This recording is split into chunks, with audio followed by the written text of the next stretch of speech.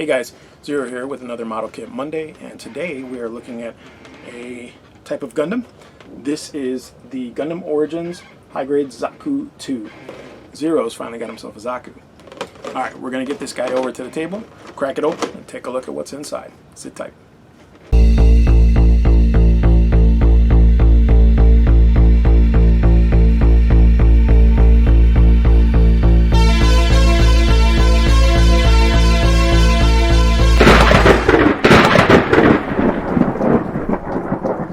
Zero's hobbies.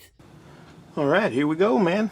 This is the Gundam Origins high-grade Zaku II Type C or C5. And it's basically just a couple little part differences if you wanted to change it up and make a specific variant. And I'm sure for the general builder it doesn't really matter, but for the collectors it's a big deal. It's a really cool kit, man. I picked this up because I wanted just a general Zaku, and I was just looking at all the Zakus, and I didn't have a high-grade Zaku. And out of all the ones, this one just looked like, to me, I like the detail on it, like the amount of detail. And obviously, because it's so detailed and there's so many parts, it's one of the most expensive ones. Maybe next to the real grade. But people are saying you're better off getting the Origins version over the real grades. Alright, here we go. These are the instructions. Oh, there's actually some descriptive stuff here in English. Cool. I'll have to read that in a minute. It's just like all the others. It's a standard pamphlet style instruction sheet, but this one's very, very detailed because there's a lot of parts. And on the flip side, some more instructions.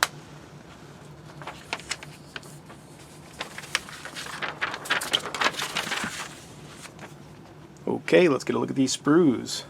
This is the A sprue. Different helmet tops, so you can do a commander or a standard. Here's the A2 sprue. This is the B2 sprue, or B1, I apologize. This is the B2 sprue. Here we have the C sprue, and this one's flexy, kind of soft, like polycap sprue. That's because these are the little connect power cables. Here we have the D1 and D2 sprues, and of course the D2 sprue is just a copy of part of the D1 sprue. Here is the E1 sprue. Got some leg armor there, look at that. Big old calves. What the fuck? Here's the F sprue, and this is the bazooka, and the weapons, the heat hawks, but that anti-ship cannon is just awesome. Oh, it's got the hands in there too. It's got grabby hands, got a slappy hand,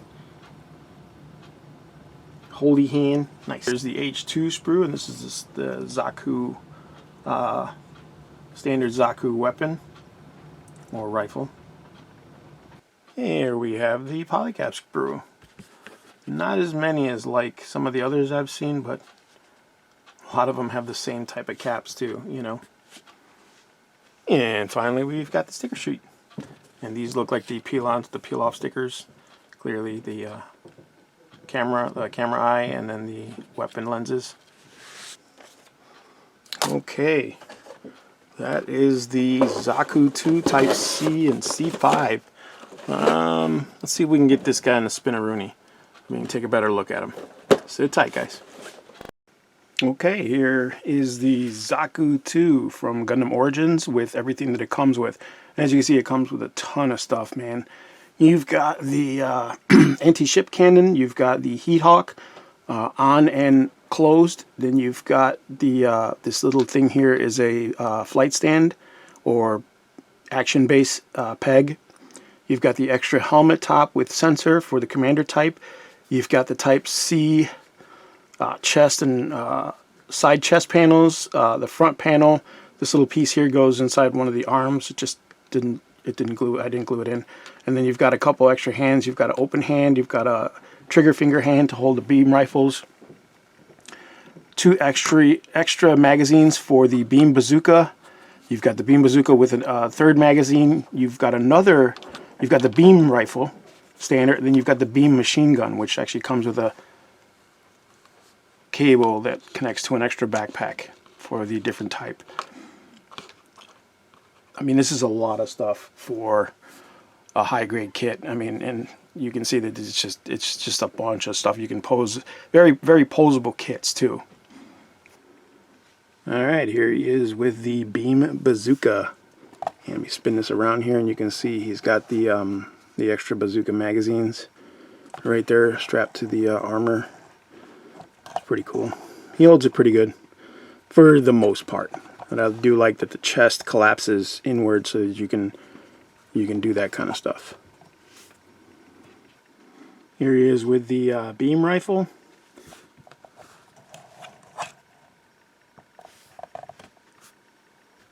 Here he is with the anti-ship rifle. As you can see, it's huge. Barely fits on camera. They used it during the show, and he took one shot, and they took out an entire battleship. So that's pretty cool cannon. And here he is with the commander type helmet and the heat hawk. So there you go. All right, here we have him next to the Zaku, his best buddy. And here he is next to his Gundam Seed counterpart, the Zaku Warrior. He's like way taller. And here he is next to the Jesta from Gundam Unicorn. He's not that much smaller. About a head shorter. And here he is next to the 30-minute missions Portanova Green, who's supposedly based on the Zaku. The design was kind of based on the Zaku, so they say. There you go. A little taller. So there you go. That is the high-grade Gundam Origins Zaku II. C, C5.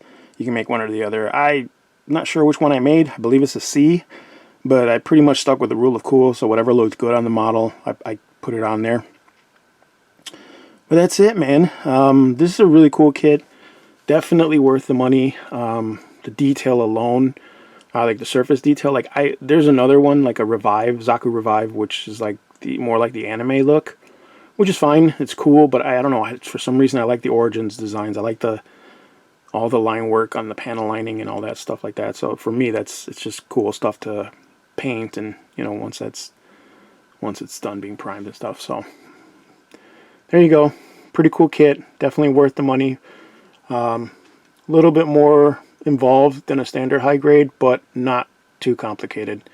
You can get through it. If you've done any other ones, you can definitely get through this one. But that's it. That's pretty much all I can say about it. Alright guys, as always, like, subscribe, share, and thanks for watching. We'll see you on the next one.